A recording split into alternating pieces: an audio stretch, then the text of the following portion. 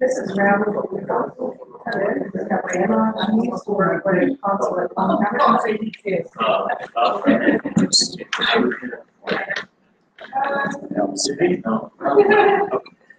How are you?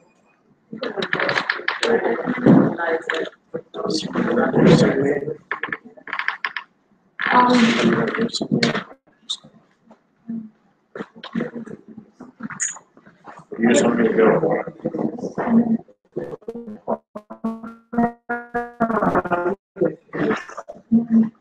I don't even need one, really.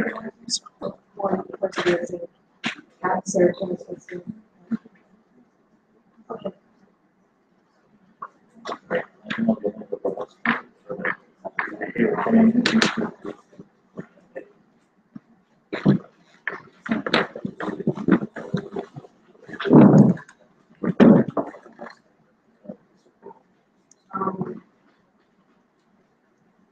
She set it up on the computer. Okay.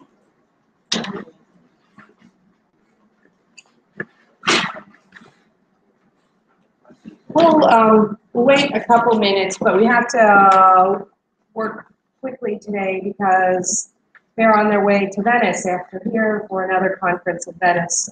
So we don't have a lot of time, but I want to welcome you all to our corner and tell you that we have a lot of activities going on. We have a film series that's fantastic that we show here in Trieste. We have a lot of activities that we offer to the public. We have a fantastic library.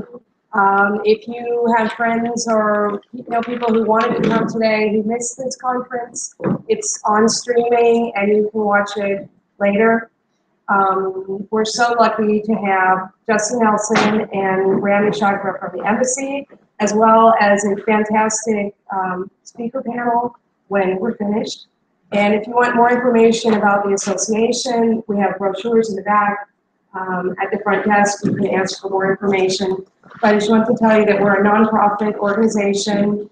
We're the Asociazione Italo-Americana and American Corner are two separate things. The association has English classes at all levels with real teachers who teach the classes. And on the other side, the American Corner has a lot of activities for every interest and age level that are free and open to the public. So you are always welcome to check our Facebook, our blog, pass by.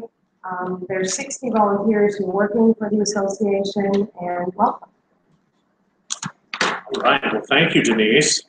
I'm Justin Nelson. I'm the co-founder and president of the National Gay and Lesbian Chamber of Commerce in the United States, and I've had the privilege of traveling around this amazing country for the last couple of weeks. The first part of that, a little vacation, and then some meetings in Rome with our friends from the consulate and the embassy, and then attending the EDGE conference in Milan, where we made a pretty major announcement about the formation of a new affiliate business chamber organization here in Italy to our NGLCC Global Division, which is really exciting. And what we've been talking about is the business impact of Italy's LGBT community.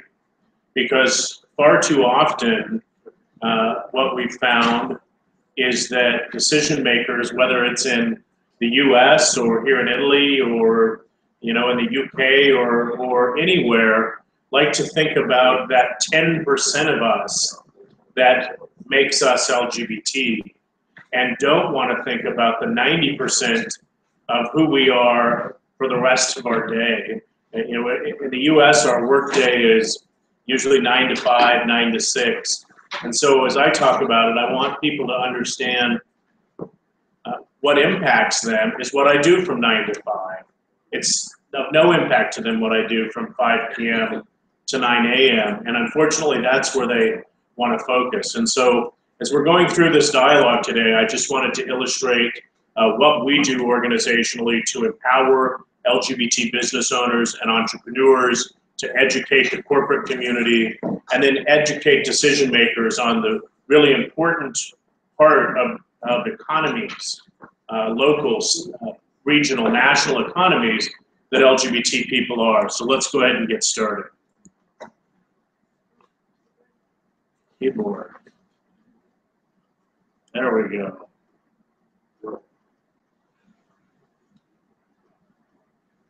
So I want us to think about a study that was done by the Williams Institute last year that found that for every pro-LGBT right that a country receives, that equates to $320 in per capita increase in that country's GDP.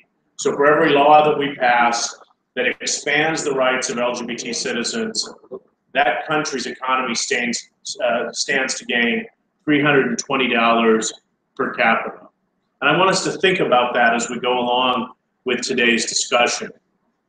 A lot of places and a lot of countries are already talking about the benefits of workplace inclusion. In fact, for many years, it's been illegal here in Italy, as many of you know, to fire someone for being gay or lesbian. You can still be fired for being transgender here, by the way, but it's illegal to fire someone for being gay or lesbian.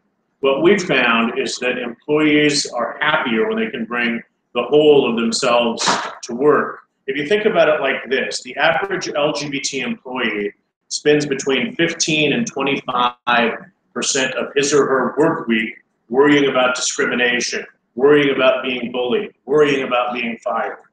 And certainly as a social justice advocate, I find that horrible. But as a businessman, I find it even worse because it means that 15 to 20% of that employee's productivity is out the window. And as a businessman, that impacts my bottom line. So if for no other reason than ensuring that you have the best people with the most creative ideas, that you're retaining your employees, that they're healthier because they're at work, and that they have better workplace relationships, equality and inclusion makes great business sense. So what we're doing now is building a nationwide and global network of partners that are dedicated to strengthening our LGBT communities. And we're doing that through the National Gay and Lesbian Chamber of Commerce that we started in the United States in 2002. And as the business voice of the LGBT community, we're helping to grow and start and scale up LGBT businesses by ways of advocacy, through educational programming, networking, and strategic partnerships with a whole array of external partners.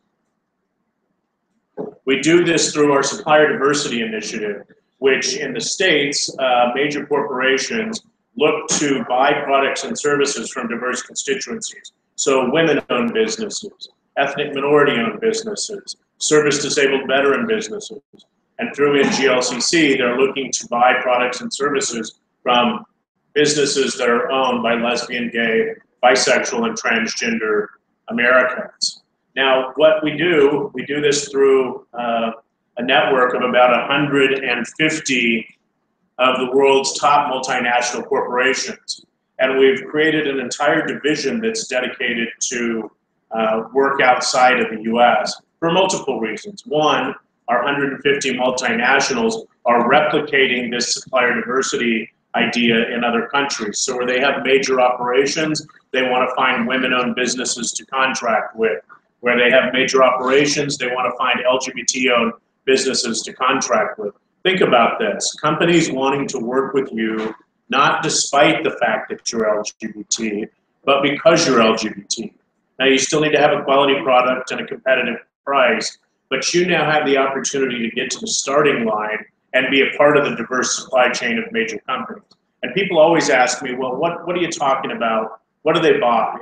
Think about anything that a corporation uses to either repurpose and repackage as a part of their own product. So if you think about GM and you think about screws and bolts and paint, or you think about Google and you think about mainframes and IT support, anything that a company can use to repackage and repurpose and sell or in the day-to-day operations of their company. So professional services, marketing, printing, construction, all of anything that you can think of is almost always something that a company purchases at some point in its life cycle. And so that's what these companies are looking for, not just in the US, but also around the globe.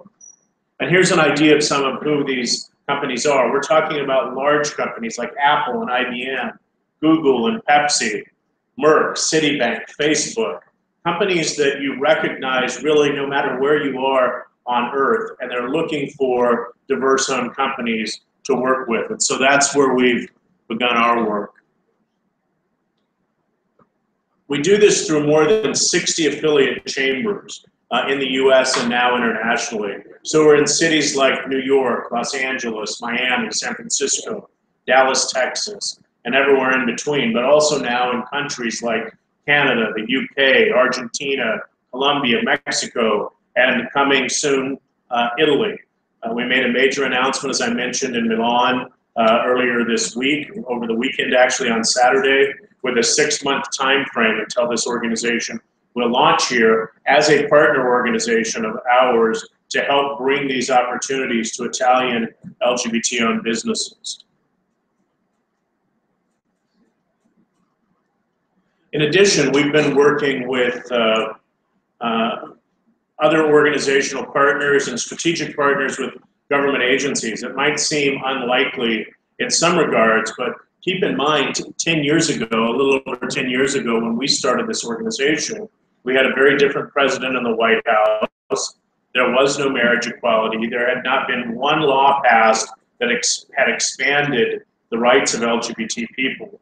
And so here we are, almost a decade and a half later, and we've said, you know what, this is also our federal government. And there are also should be opportunities for our LGBT businesses to take part in programs and services that are taxpayer funded. So we've built a series of strategic partnerships with government agencies, including another state agency in state of California last year. We passed the first law in the world, not just the US, but the first law in the world that mandated inclusion of LGBT businesses in procurement opportunities. And so for the 45, 50 companies that are regulated by the California Public Utilities Commission, they now have to include LGBT businesses in their procurement offerings. So that opened up about an $8.5 billion opportunity for LGBT companies to contract in. And that means that there are opportunities not only for US-based organizations, but when you look at this, when you look at our corporate partners, it means that there's opportunities to strategically partner across borders. And we're always telling our US LGBT businesses that if you're only looking in your own backyard, you're not looking near far enough. 95% of the world's consumers live outside of the United States. And so we have to be looking at how do we partner with Canada, how do we partner with Mexico, how do we partner with Italy, and how do you all partner with one another as well.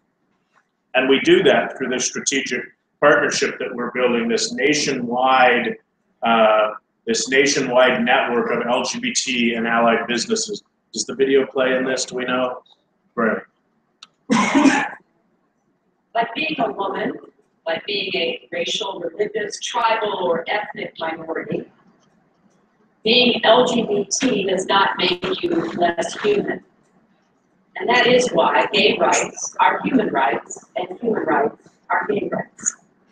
You may all remember that when then Secretary of State Hillary Clinton made that pronouncement at the Human Rights Commission for the United Nations in Geneva. I was honored to be with her there when she made that pronouncement. And I can tell you that as a result of that and President Obama's presidential memorandum for the US government to use its foreign service offices to help promote LGBT equality globally, that we have really been able to step up our involvement in parts of the world where we weren't previously having conversations. And frankly, there was not an ally like the US helping to push for global equality. In fact, last year, Vice President Biden announced a historic partnership between my organization and the US Agency for International Development, a $5 million 5-year public-private partnership for us to help establish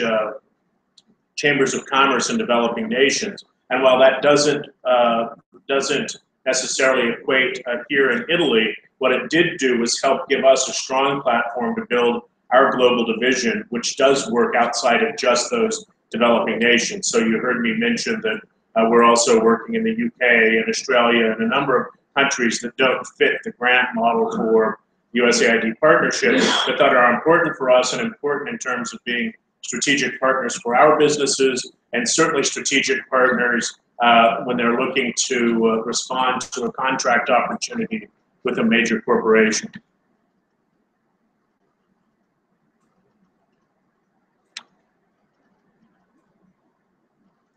So NGLCC Global, I mentioned, it's the reason that we're in the room. It's the reason that Sabrina from my office here had the pleasure, and I have had the pleasure of traveling around most of Italy with Rami and now Margherita in the northern part here, and talking about economic empowerment, talking about how, you know, sometimes you need more than just do it because it's the right thing to help move minds, to help move hearts and minds. And a friend of mine from many years ago when we first started this organization, her name, she worked with Maria Campbell, and she was the Chief Diversity Officer at SC Johnson. And in the United States, money is green. So think about whatever color money is in your country and you know, mix and match and insert where you need to. But Maria said, people might not get black or white or gay or straight, but everybody gets the green. And it's the one universal thing that everyone in this room understands. We all understand money. We all understand how it moves minds, how it moves economies, how it shapes happenings in the world.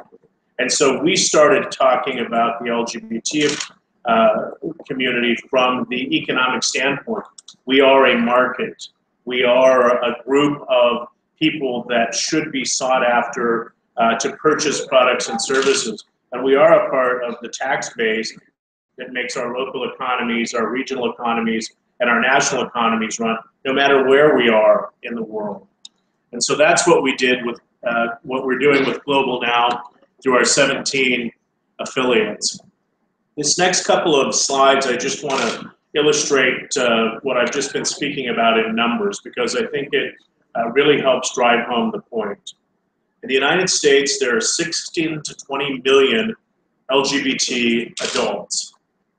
We account for about $860 billion US in spending power this year alone in 2015. I want you to think about this. If the US LGBT population was its own country, we were the United LGBT States of America. We would be the 19th largest economy in the world. The 19th largest in the world. And that means that we'd be larger than the individual economies of Sweden, larger than Saudi Arabia, bigger than Switzerland, bigger than Belgium, and many others. And in addition, just to illustrate, that means we'd be bigger than the combined economies of New Zealand, Finland, South Africa, and the Dominican Republic. So do you think that our country or any country would take those countries for granted when we're talking about trade or exporting or strategic partnering? Of course we would, because we can't.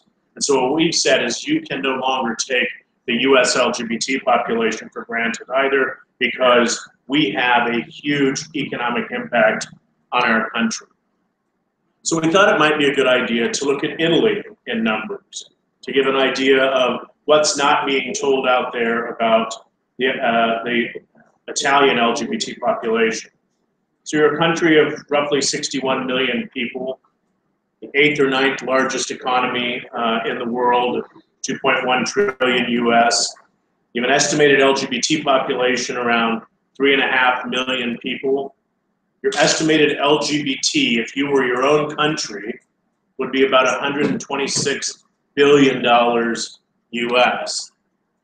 126 billion.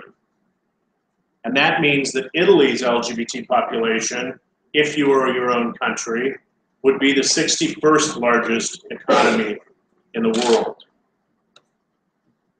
A couple of items of note here, and again, this is not a competition, it's just to illustrate where the economic power falls on a spectrum. That's larger than the individual economies of Slovakia, Luxembourg, Croatia, Bulgaria, Iceland, and Morocco. And I would have to say, I would think the government of Italy would not take any of these neighbors and friends for granted when they were looking at things like trade and development and opportunity. And I would challenge you all to make sure that they know that you all should not be taken lightly either. I just kind of liked this one because I think it really sets things quite clearly. That LGBT Italians, if you all lived in the same place, which you don't, but if you did, you'd comprise the 6th largest region in Italy. You'd equal the size of Tuscany, and you'd be larger than Sicily and Sardinia combined. And I can't imagine that we'd forget about Tuscany or Sicily and Sardinia. So why on earth should we forget about our LGBT population here? We shouldn't. So what all these numbers mean for LGBT businesses? Why are we advising on the launch of a new LGBT business organization here in this country? And I want to reiterate, we're not here to export what we've done in the US as we've done it.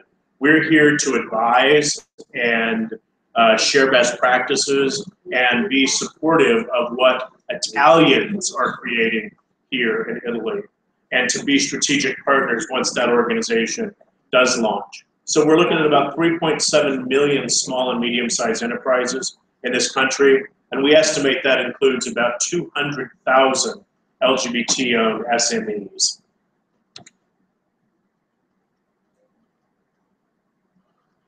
I also want to talk about something that I think is particularly important here. We were having a conversation about Trieste wanting to attract more LGBT tourists. I think we know that you have a neighbor that's not too far from here that has a large tourist economy that has been saying some outlandish things about the LGBT community, and I thought it might serve as a great reminder and a snapshot as to what's at stake on either side of it, when we are inclusive or when we're expressly exclusive.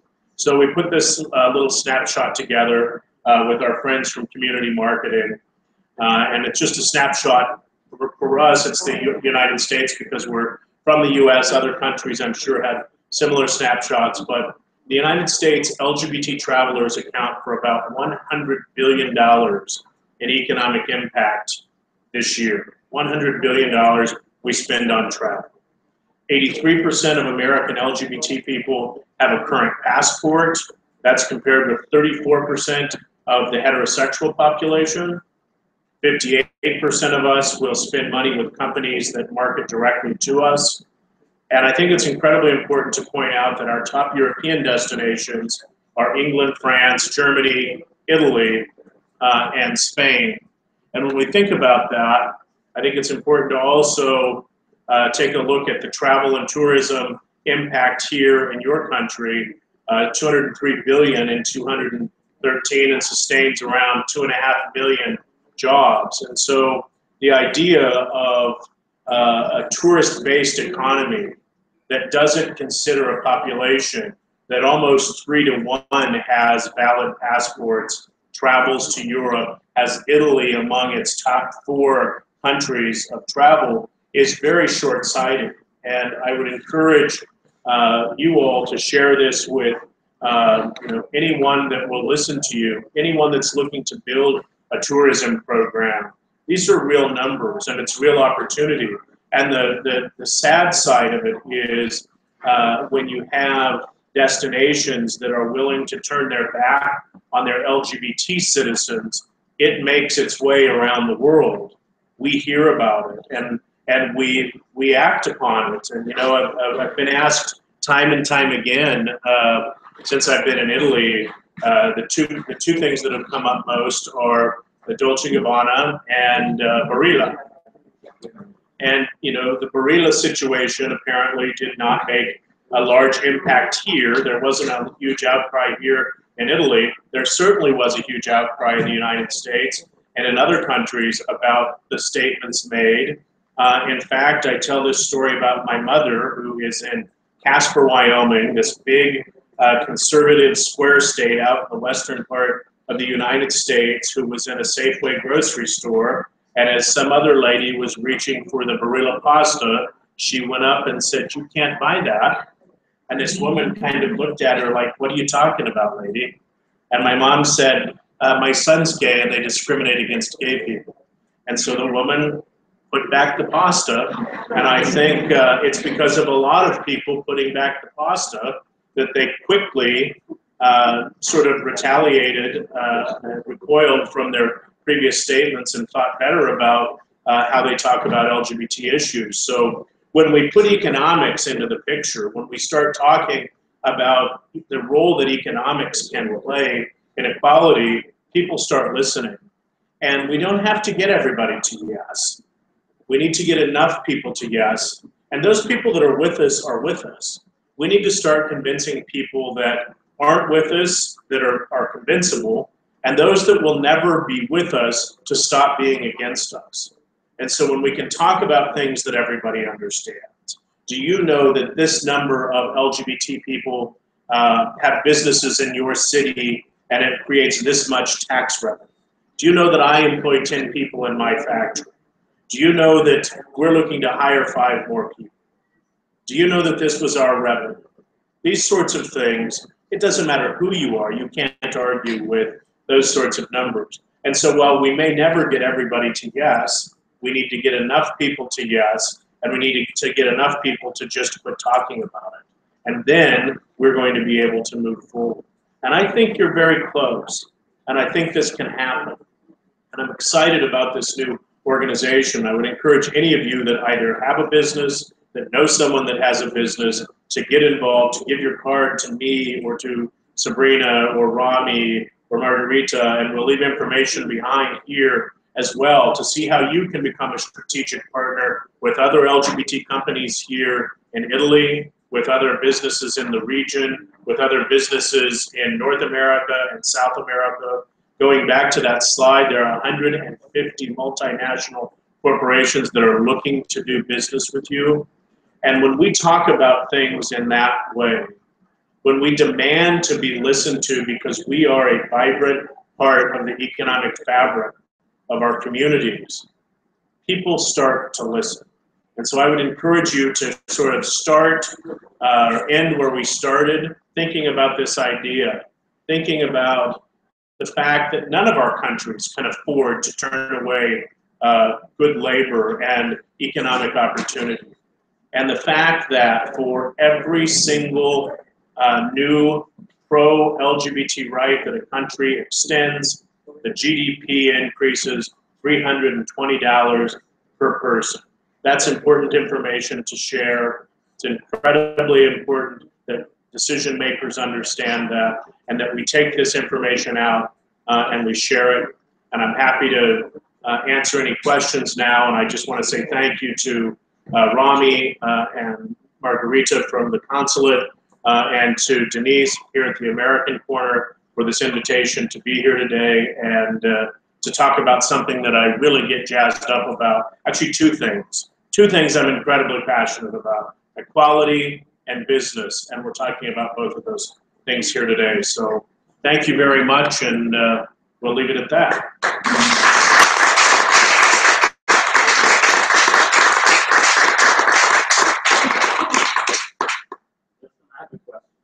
We heard it, and I asked you that question before. We heard it before in the States, the gay agenda. Now we hear it a lot in Italy. People are scared of the gay agenda. What is your gay agenda? I'm glad you asked, because it is radical. I have an incredibly radical gay agenda, and I think most people, I'm going to go out on a limb, I think most LGBT people share this radical gay agenda. And that is to get up every day, put my pants on one leg at a time, go to work, be concerned about the people that work for me. How do we grow our revenues? How do we meet payroll at the end of the month? How do we think about a second location or opening an office in California? And how are we able to spend our lives with the person that we love? That's about as radical as it gets. And when people see that we're a lot more like everybody else, that what happens from 9 to 5 is pretty much across the board similar, then we're going to win this thing. And I think when someone says to you, if you share my radical gay agenda, when someone talks about the radical gay agenda, tell them about your radical gay agenda, because it's going to sound a lot less radical when they realize that it's their agenda too.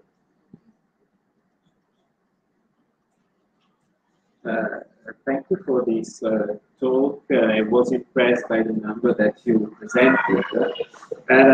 Well, I was thinking about the situation in Italy, and I think sometimes I feel that people complain a lot in Italy.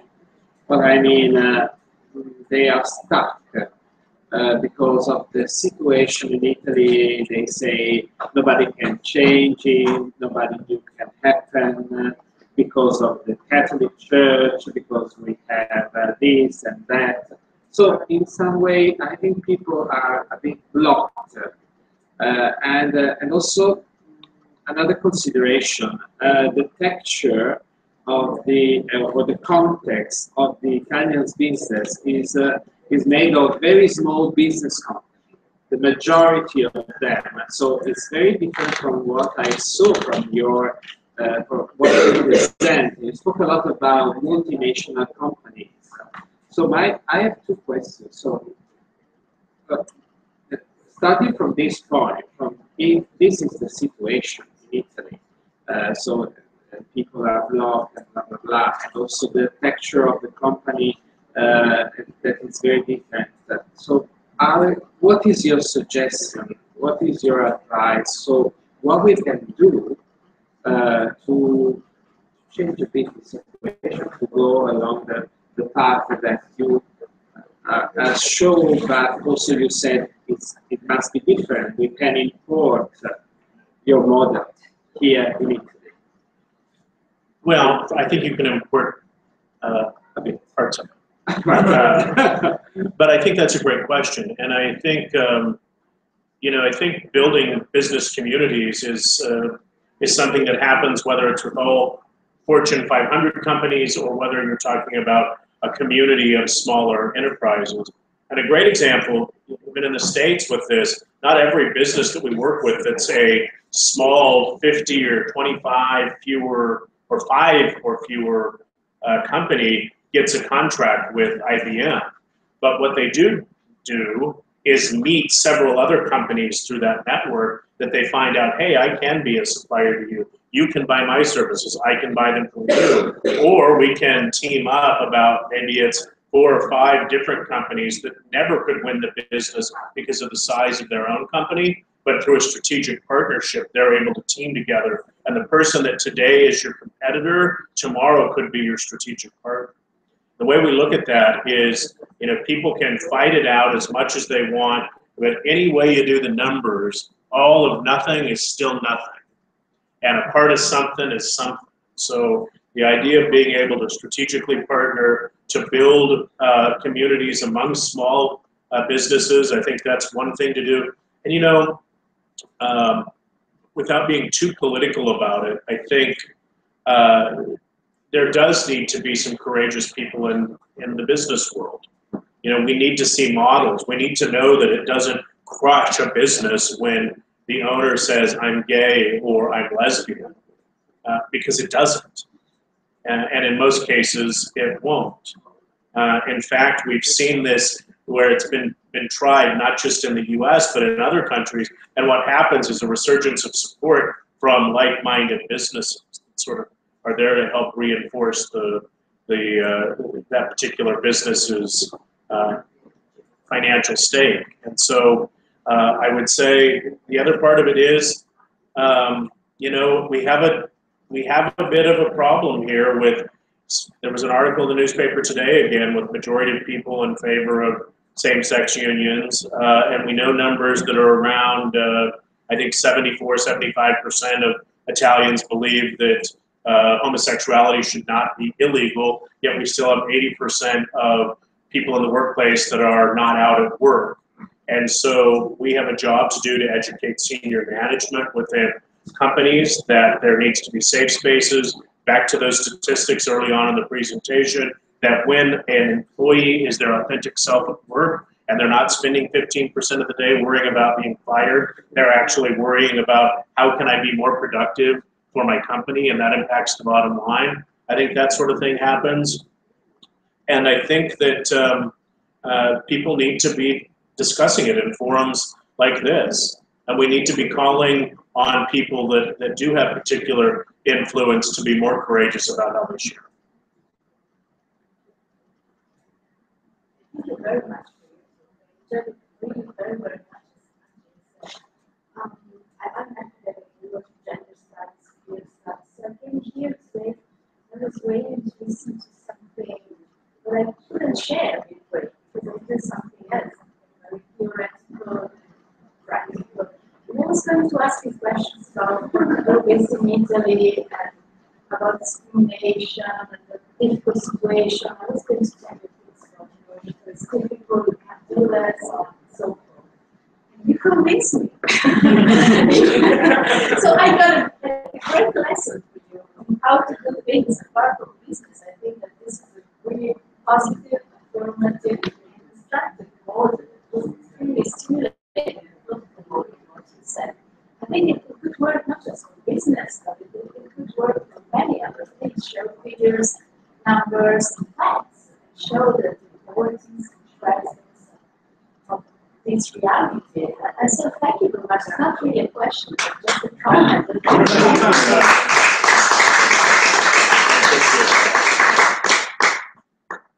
I'll tell you what I appreciate. I appreciate the gender diversity in this room. So congratulate yourselves here on that, because I think it's vitally important. You have to have men and women. You have to have every part of the L, G, B, and T community visible and working on these issues. So I think you all are a model here. Maybe the country can learn something from this region. Well, I've been to, I was expecting a mostly male audience, because that's what I've had in several stops. And frankly, as we've even gone around the globe, my question always is, where are the women? Where are the trans people? And then the next time the great news is I show up and there are women and there are trans people. And so they're taking the suggestion that I leave to art and really going out there and trying to paint an accurate face. Because I also think part of it is, without getting too philosophical, is the fact that I sit up here as a white man that's not overly effeminate, but have my time, don't worry, I'm down with the best of them. And sometimes it's not the best spokesperson. Sometimes you really need, not sometimes, all times you need to see the entire spectrum of who we are. We're not one homogenous group. You're not one homogenous group even in Italy, and we certainly aren't one homogenous group when you look across the globe. So it was a very wonderful and welcome surprise.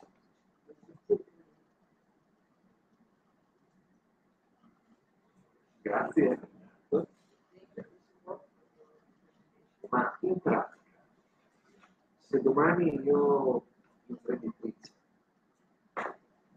voglio aderire, come funziona? No, the fact that if as an entrepreneur tomorrow I would like to join your institution, how to that? What which steps do they take? Well, I think there's two answers to that question. One, I think you should get involved with the organizing committee here in Italy and be a part of that business organization.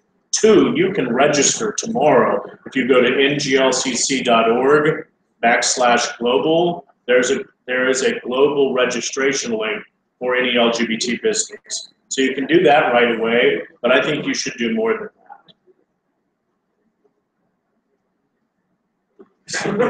Grazie. Siamo venati per italiani, scusa. I apologize, but I mean, Quanto costa? how much? Oh, your registration doesn't cost anything.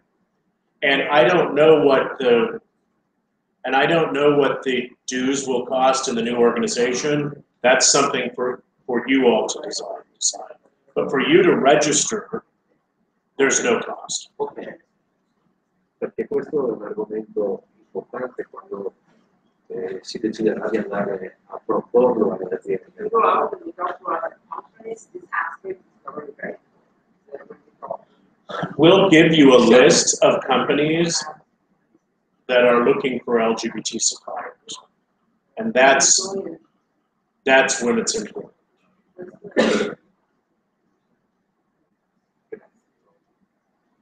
Yes, I would like just to add what Janela said before, that now we, as the principal LGBT organization in Trieste, we're trying to explain LGBT-friendly owners, shippers, and everything that's going to happen all around there. But when you talk to people, they don't want to, how can I say, show publicly. They're gay friendly, they would say, yeah, it's everything great, we would have a lot of money, a large factor of people, but what about the people against? What about the people? Against control, what's the consumer? Against, against gays. So what about the backlash from those people that don't support LGBT? Well, they may get some. I mean, let's be honest. It happens. We experienced it. I will say that the people that like to come and protest, and then they go away.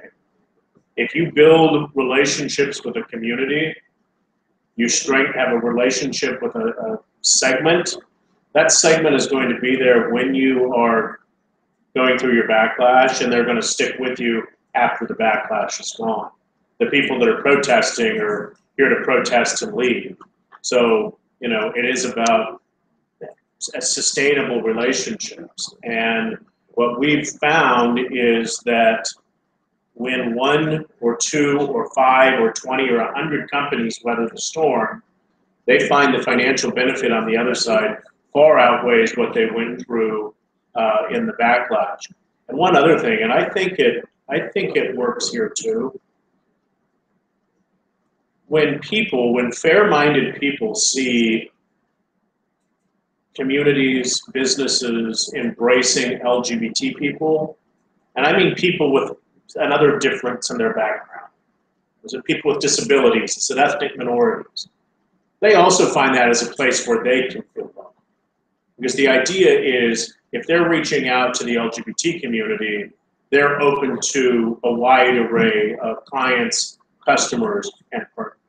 And that I've seen over and over and over again, not just in the United States, but throughout Latin America and around the world. So I think the other thing that I would suggest, and I'm happy to help, this I can help you with, and we'll see about you guys as well. But something that I think does work, I think you should put together a presentation on the benefits of LGBT tourism.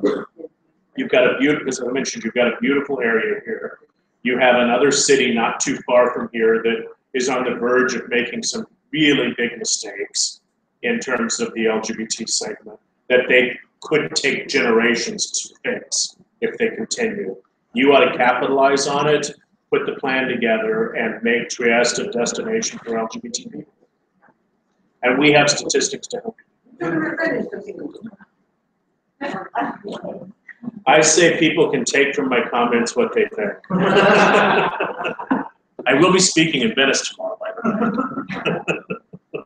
And I would just add that if anyone felt that this presentation was useful, I'll have my card and Justin's card at the end of this, and you may reach out to me, and we will all share the information with anyone who would like it. Any other questions? You're speaking of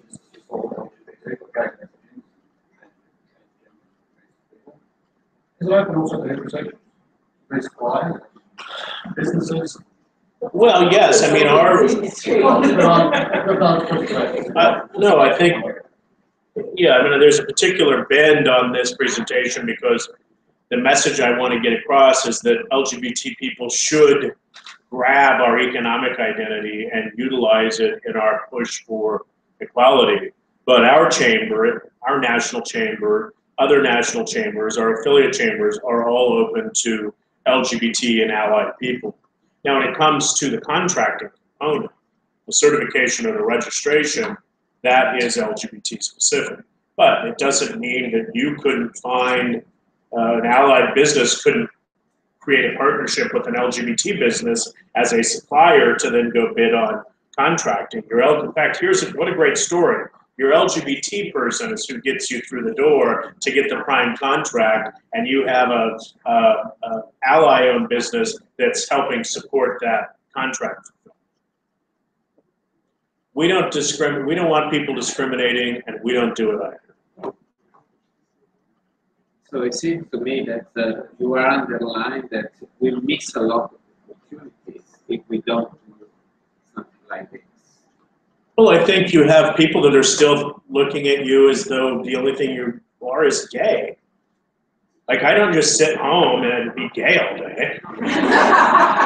I'm not in my apartment for 24 hours being gay. I have to go to work, I have to walk the dog, sometimes I date, I eat. I mean, we're human beings, and part of that is the economic side of things. We buy things, and people need to understand that, and they don't. They use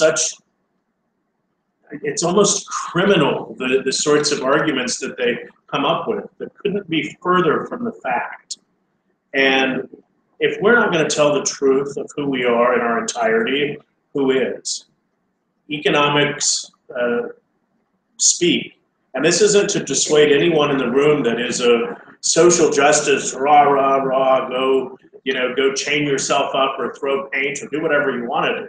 I don't want to dissuade anyone from being shaking things up. But sometimes you got to shake the change purse too.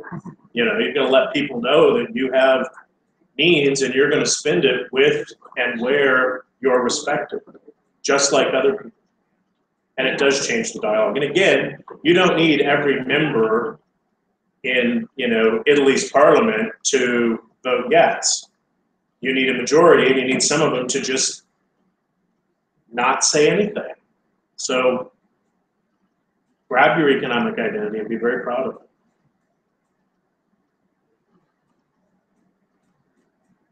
Anything else? Well, thank you all very much. This has been a delightful stop on our whirlwind campaign of Italy, and I'll be one of the first LGBT tourists back as a part of your new program you're putting together, all right? Could they say something about their program, because maybe everybody doesn't know what your program is for the tourism? Oh yes, we would like to, I have to stand up.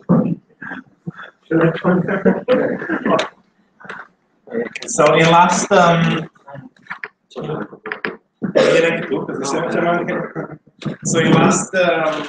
year, with the new presidency of Antonella Nicosia, we will start with this huge program, and we want to establish Trieste as one of the biggest LGBT tourism places in Italy, and why not even in Europe. I think that Trieste has this opportunity not just for the beauty of the city, but for the connection with Venice, Slovenia, Croatia, and everything so on. And the investment in last years as Porto Piccolo and everything just, I think, show that Trieste has this possibility. And we would be really, really grateful to everybody that would like to join us in this really hard program and share our idea.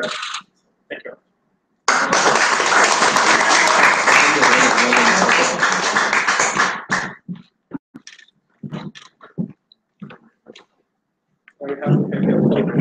Yes.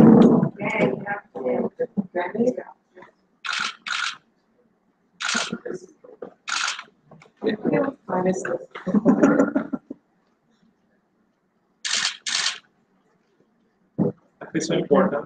You are important. Yeah, Remy, you want to join us? Let's get Remy to say something. They're part of the embassy as well.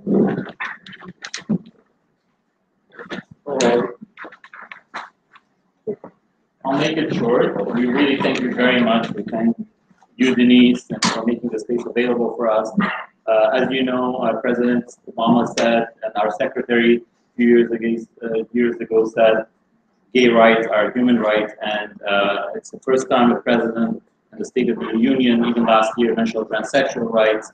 We are here to be your partners. We are here to have a dialogue and have discussions on a lot of different issues, including LGBT issues. You'll be seeing us here a lot, hopefully, and hopefully we'll see you up in Milan and in the north. If there's anything we can do or be part of on this issue, please don't hesitate to let us know. Thank you again for being here. It means a lot to us. Thank you, Justin, for this completely different side of the story, which I think is very, very important.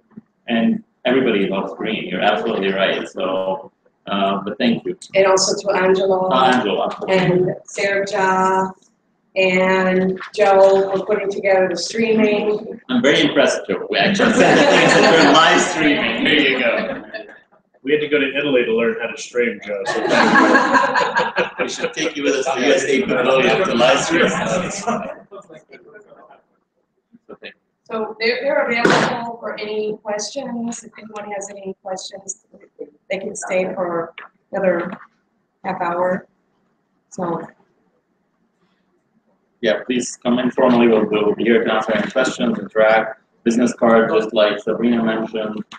And I know in general you'll be seeing the U.S. consulate in Milan here a lot because thanks to Denise, she's been very welcoming and open and wanting us to be part of this community, which we're very, very happy to be part of. Thank you.